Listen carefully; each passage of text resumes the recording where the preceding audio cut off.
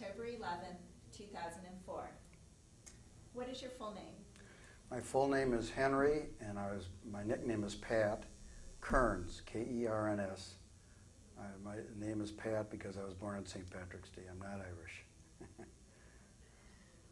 Was Kerns changed, or is Was your it family changed? from the United States? Yes, my father was born in Milwaukee in 1899, and my wife's grandfather was born in Wisconsin in around 1870. So my wife, I married a Polachek, Alan Polachek's daughter, and we've been in this area probably since 1870, probably 140 years, 130 years. So, and we love it here. Do you know when your family came to Wisconsin? I think my grandfather came over in about 1885, my dad's father, and he started he was in a cigar manufacturer. And what is very interesting is that he started a business. He was quite an entrepreneur. He died at the age of 47, but he employed over 200 people at the turn of the century, rolling cigars, and most of these were Russian immigrants that he brought over from Russia, paid their steerage, and then they would work in his factory till they paid off the steerage. Now, I would have been a very wealthy man today, but the problem is that cigarettes came in about 1910, and that was probably the end of my grandfather's business. Otherwise, I would have been a big cigar magnate, or maybe just running around in sports cars today, or whatever the case may be. Do you know what brought him to Wisconsin? It's like most Russian immigrants. He wanted freedom and wanted free enterprise, and he met my grandmother, my dad's mother, in Milwaukee, and she was also a Russian immigrant. I think she was a German immigrant, and she was born in Germany. And then on my mother's side, my mother was born in Racine, Wisconsin, in around 1904 or 1905, and my dad, my grandfather on my mother's side was a haberdasher in Racine, and in fact the Harmony Lodge, Masonic Lodge in Racine is named after Cal Klein, and that's my middle name. It's Henry K. So it's sort of neat. We've had a long Milwaukee or Wisconsin heritage, and which I'm very proud of. So. Under curiosity, the people that your grandfather brought over from Russia, yes. Did he know them, or were they? No, he didn't know them, but one of them is very interesting, was Mark Brickman's grandfather. So we always kid about that. So, and my grandfather could have been quite an entrepreneur if he had lived longer, but he died at a very early age, and which is a shame because I never met him, but I guess he was quite a entrepreneur and enterprising person at that age. What profession were your parents in? My dad was in the carpet business, which I am in right now. My dad started a little carpet store in 1935, and next year, 2005, is our 70th anniversary. My dad, we went in and out of business during the war, where my dad was too small to get any merchandise. He worked at the Boston store in the rug department at that time, and then I went to University of Wisconsin-Madison and graduated there, and after I went in the service for 2 years through the ROTC program, I came into the business, and I went into business with him, and we had a wonderful relationship, and it's built up very nicely over the years. Describe what it was like growing up in Milwaukee. Most of the people were poor, including myself. When I say poor, we always had something on the table, but we lived in a duplex on the east side, and it was, my father didn't own a house till he was 58 years old, and I went to Riverside High School and played basketball and golf and tennis. I love sports, and after that I went around with a lot of kids from Whitefish Bay and Shorewood, because most of the Jewish kids were moving out to the suburbs at that time. into Shorewood and Whitefish Bay. So most of my girlfriends came from Whitefish Bay or Fox Point, even Fox Point. Fox Point was really far out in those days. But of course, now I live in Mequon, so that was all farmland at that time. So it was a wonderful, I had a great youth, I really did. It was just, I went to Riverside High School where I had a lot of good friends, and it was just, it made me appreciate growing up with, and I had wonderful parents who I think taught me the good things in life and what it was to do the right thing with my life. And my mom and dad were great people, and just around the corner from us, who I didn't know, was my wife, who lived 3 blocks away from me on the east side, who was 3 years younger, and we didn't meet till after college, after I graduated college, and she was a senior in college. So. You said you grew up on the east side. Was that a Jewish neighborhood? Not really, no. It was, the Jewish neighborhood in those days was all on the west side, Milwaukee. But the west siders were starting to move to the east side. But I was a member of a congregation, Emmanuel Ben Jeshurun, and at that time we didn't even have, we really didn't have any bar mitzvahs or bas mitzvahs there. In fact, I hate to say this, but I never attended a bar mitzvah or a bas mitzvah until I was 31 years old. So our Jewish was brought up in a very reform home, and we still are very reformed, but for some reason I've always had a very strong feeling for being Jewish, even though I didn't have a real strong religious upbringing. Were you happy to be Jewish? Oh, yes. I really had very, very few anti-Semitic incidents throughout my life. The only anti-Semitic incident I remember was when I went up to Camp Manitowish, which was a YMCA camp when I was about 8 or 9 years old, and I was very small. And I walked into the cabin, and I was probably the only one from Milwaukee, and there was a big kid in the upper berth, and he pounded his chest and he said, "I hate Jews and I hate people from Milwaukee," not knowing I was there. And I was about 4'8" or something, and he was about 5'6" at the time.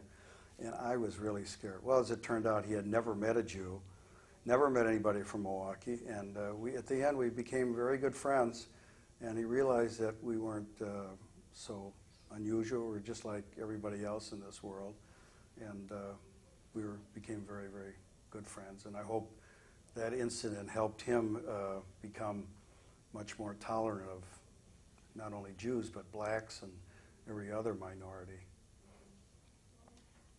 Knowing that you didn't spend a lot of time at synagogue, how would you describe your Jewish educational background? Very poor. Very, very poor.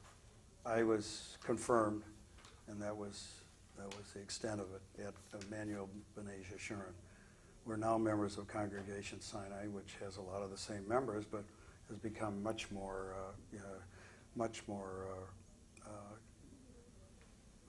well, it's pushed toward conservatism. And I've always had very fine rabbis, and I've felt close to the rabbis, but I never really was pushed at home to be real religious. Did your family have any Jewish traditions in their? Not really.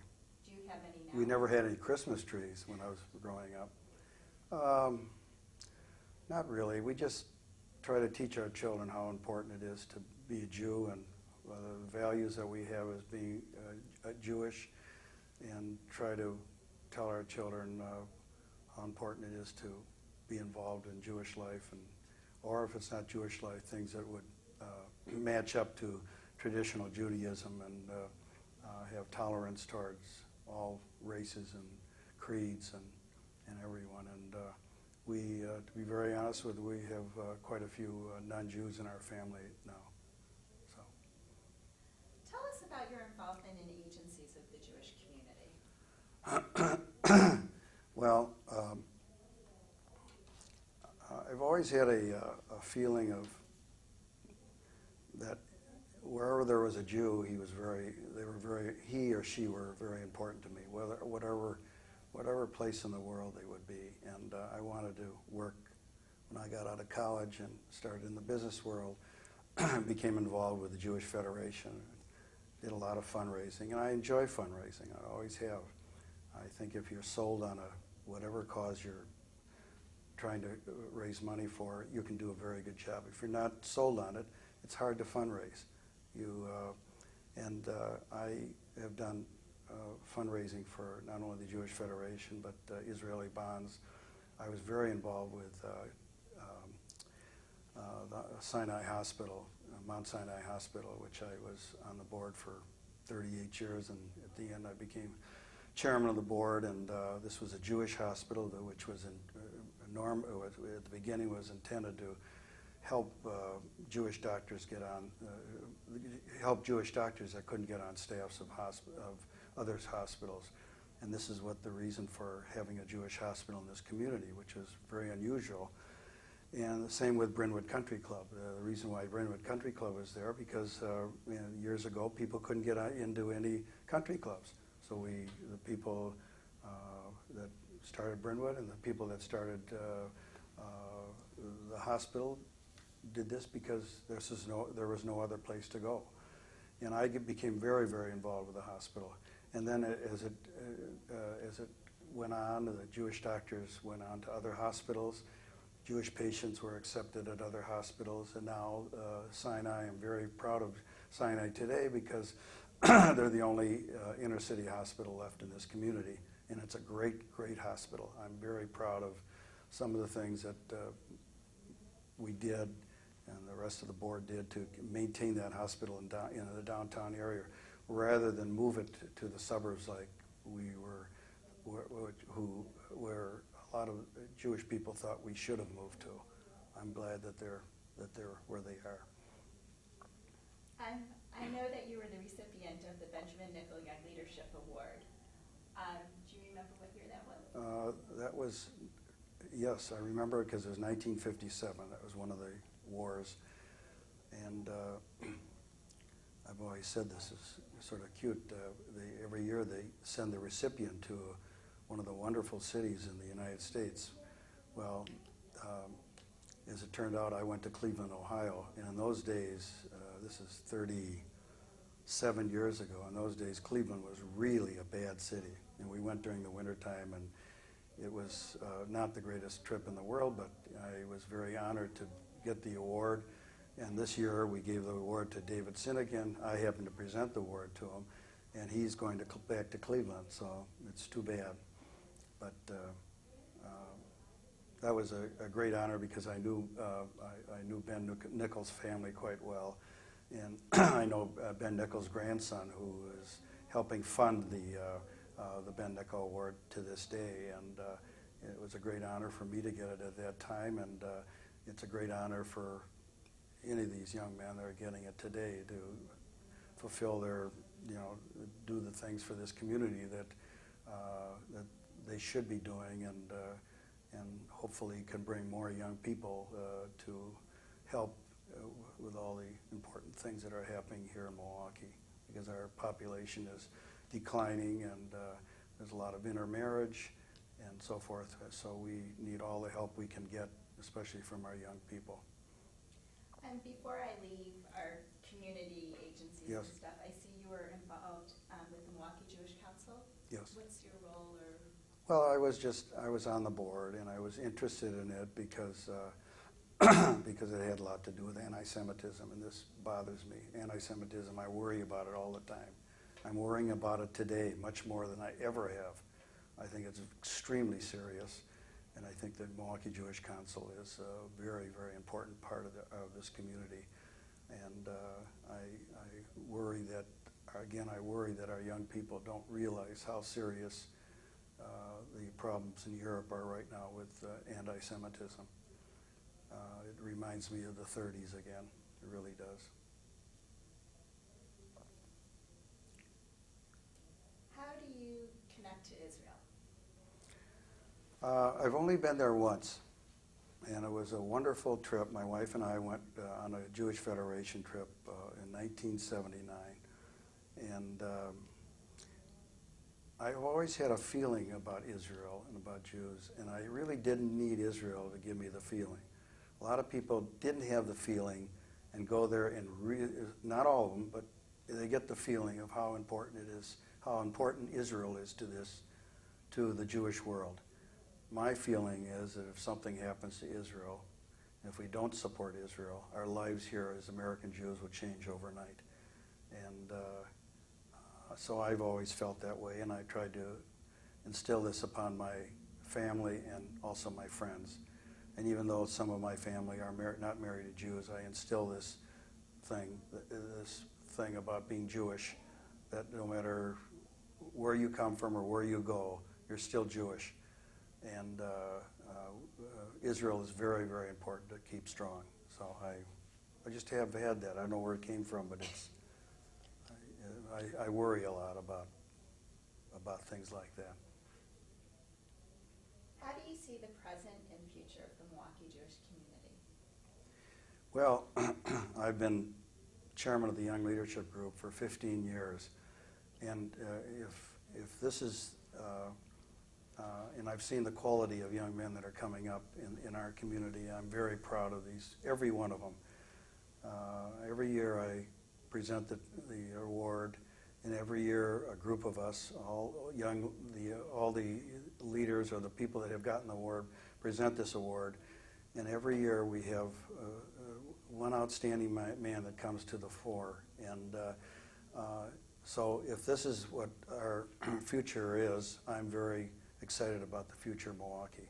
It's just that I just wonder if there's enough of these young men and women, should say women also, because women have, in fact, I look at my business today, and about 40 years ago, we didn't have any women in our business, and now more than half of all the people in our business are women, which is wonderful. And I'm just saying that women have come to the fore, and women are very, very involved in our community, and are just as important as the men are here. And I shouldn't bring this, I shouldn't just say young men leadership, there's young women leadership who are outstanding. Are there any lessons in life that you've learned that has carried you through? Well, I try to keep my business ethics with integrity and honesty, and I try to do this in my own life, with my own family.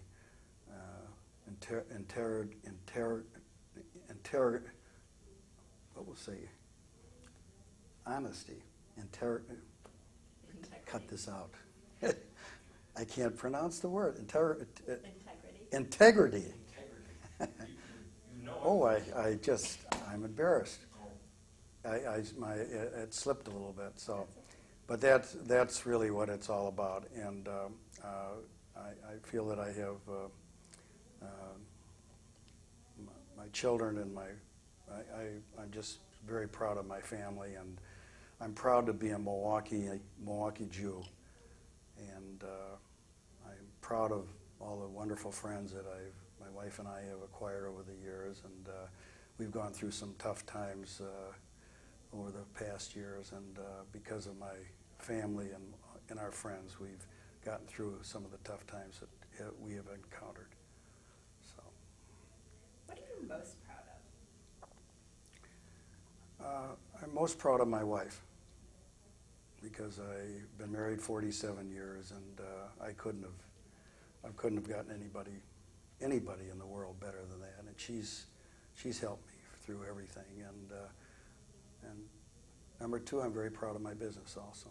My business is a wonderful business today, and it was a little tiny business when I got started.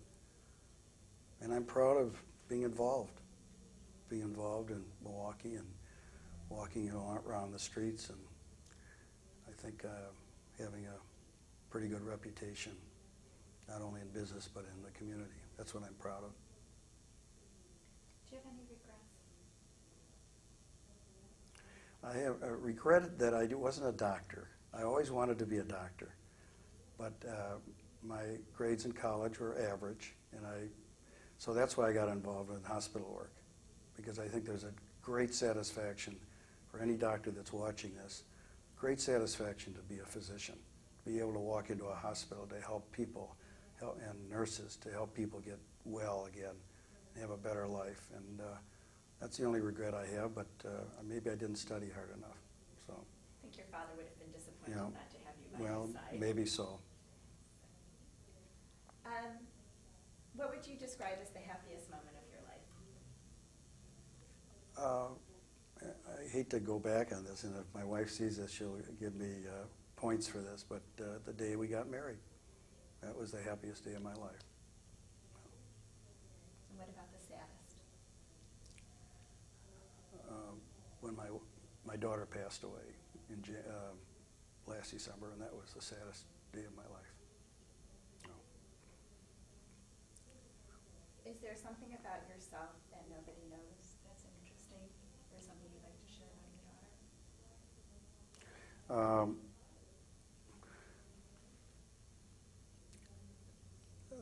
There's nothing that anybody knows, and my wife knows everything about me, so I don't keep any secrets, but just I think everybody should enjoy every moment of their lives and to be with their children and their loved ones, and realize how